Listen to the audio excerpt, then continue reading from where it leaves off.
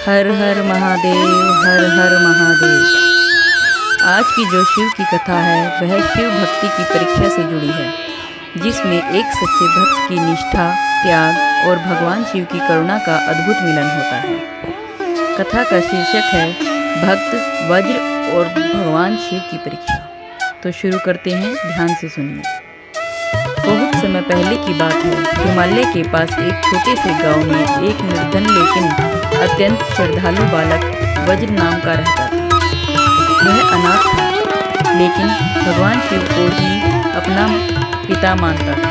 बचपन से ही उसे यह शिक्षा मिली थी कि शिव बड़े ही दयालु हैं और सच्चे मन से पुकारने पर वे अवश्य ही आते हैं। वज्र इसी सहारे हर दिन सुबह उठकर नदी से जल लाता।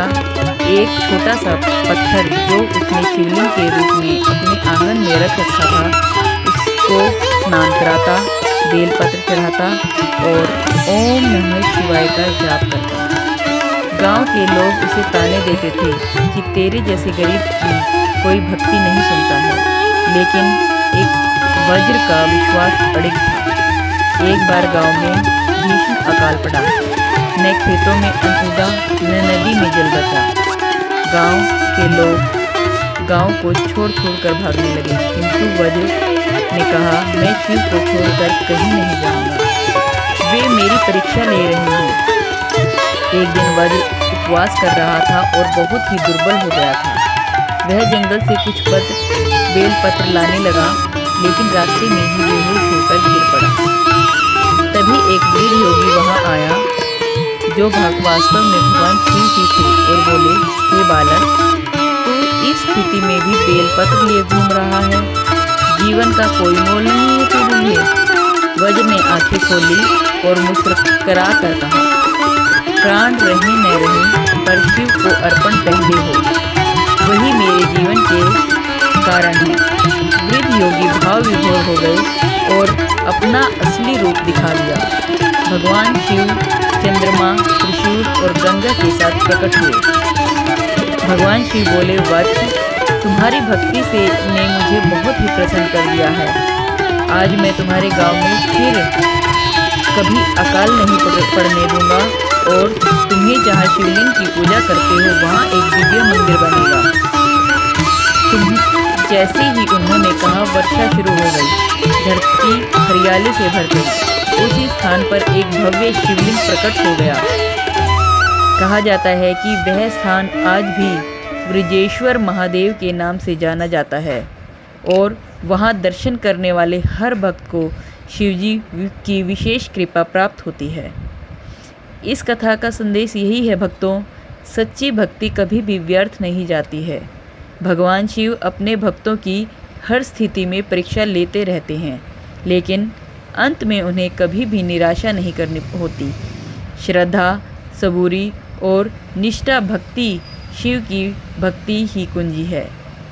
अंतिम मंत्र यही है, करुणा के सागर हैं भोलेनाथ, भक्तों के करते हैं सब काज। सच्चे मन से जो भजता उन्हें, उसे मिलता उनका आशीर्वाद। बोलो मेरे साथ, हर हर महादेव की जय। शिव शमशान में क्यों रहते हैं, एक गूढ़ रहस्य आज आपको बताते हैं।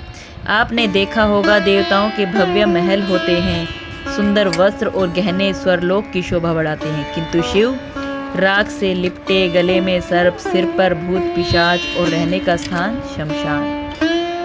क्या कोई ईश्वर शमशान में रहता है? हाँ, यदि वह महादेव हो तो वह हर जगह में साक्षात शिव को देखता है। आइए जाने शिव शमशान में क्यों निवास करते हैं। शमशान वह स्थान है जहां मनुष्य का अहम, धन, शोभा, पद और मोह सब समाप्त हो जाता है।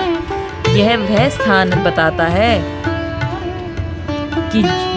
वह बताता है जो जन्मता है वह एक दिन मरता भी है, उसे मिटना होता ही है, और शिव उस सच्चाई के रक्षक हैं। वे शमशान में इसलिए रहते हैं ताकि संसार को याद दिला सके, मृत्यु ही जीवन की सबसे बड़ी शिक्षा है। शिव शमशान में रहते हैं क्योंकि वहाँ कोई माया नहीं है, न सांसारिक लोभ है, न अहंकार है।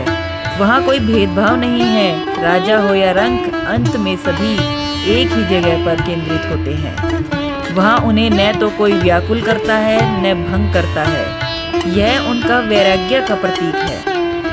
शमशान में वे भूत, प्रेत, पिशाच और निर्जीव आत्माओं को भी साथ रखते हैं, क्योंकि शिव सबको अपनाते हैं। वे केवल देवी देवताओं के देव नहीं हैं, परित्यक्त, पीड़ित और पतितों के भी देव हैं। जिसे संसार ने त्यागा, शिव ने उसे अपनाया। जब सृष्टि का अंत होता है, शिव तांडव करते हैं। शमशान वही स्थान है जहाँ जीवन की लय रुकती है और वहीं से नया आरंभ भी होता है। संसार के बाद सृजन होता है और यह रहस्य शिव से बड़ा कोई नहीं जानता है। एक बार माता पार्वती ने शिवजी से पूछा, स्वामी आप कैलाश क्यों छोड़ शमशान में रहते हैं? शिव मुस्कुराए और बोले, पार्वती शमशान में मुझे मौन मिलता है। वहाँ ना कोई मुझे बुलाता है, न कोई पूजा करता है, न मुझसे कुछ मांगता है। वहाँ केवल सत्य है और मैं उसी सत्य का साक्षात्कार करता